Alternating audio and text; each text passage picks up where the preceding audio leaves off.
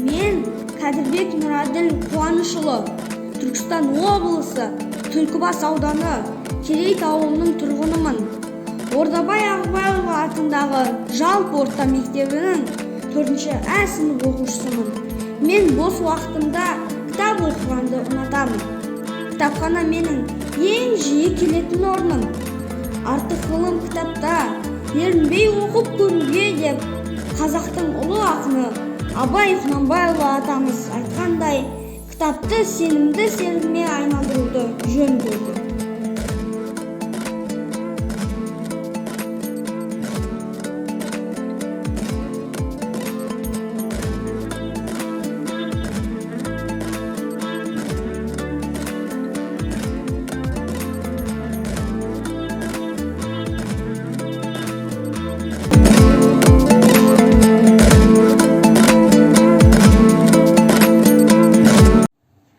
Ыбырай Алтынсарин 1841 жылы туылып, 1889 жылы қайтыс болды. Ол ағартушы педагог. Оның «Қазақ хрестоматиясы», «Қазақтарға орыс тілін үйрету» деген кітаптары 1879 жылы жарық көрді. Оның атасы Балқожа аса қадірлі би болған. Атасының қасында өскен Ыбырай Алтынсарин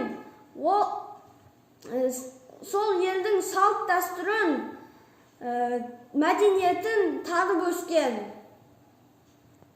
Ыбырай Алтынсариннің көптеген ертегілері, әңгімелері, аудармалары бар. Солардың ішінде мен Қара Батыр ертегісін оқыдым. Қара Батыр ертегісі. Баяғыда бір Қара Батыр деген бала болыпты. Оны түрікпен елінің жортуылшылары ұстап алып қой бақтырыпты. Бір күні бала жылап отырғанда алдына қарға келіп қонды. Сосын бала айтады: «Қарғалар-ау, қарғалар, менің мына тұмарымды еліме жеткізе апар» дейді. Қарғалар қарқ етіп ұшып кетеді. Сосын біраз уақыттан кейін алдына сауысқан, қаз, тырна, аққу келеді. Олар да бірақ ұшып кетеді. Біраз уақыттан кейін алдына қарлығаш ұшып келеді. Қарлығашқа да дәл солай айтады. Қарлығаш ар ұшады, бер ұшады, баланы қимай қасына келіп қонады.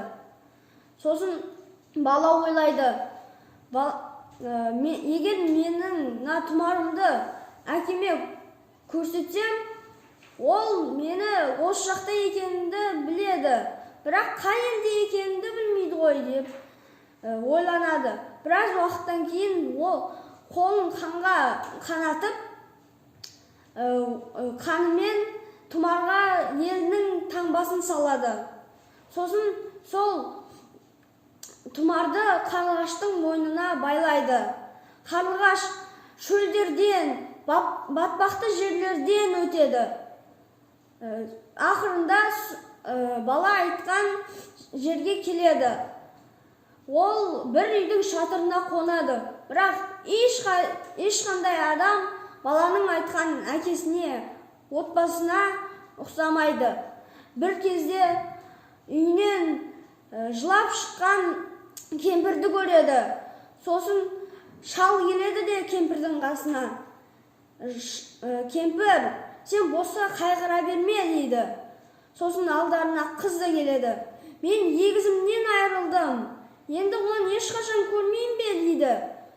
Бұны естіген қарлығаш балалар ата-әжесінің қасына келеді. Ата-әжесі тұмарды алып, қай жерде екенін білседі.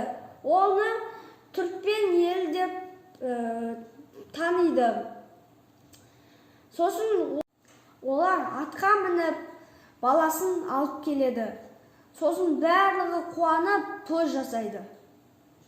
Мен Ыбырай Алтынсариннің барлық шығармаларын оқып шықтым. Сіздерге де оқуға кеңес беремін.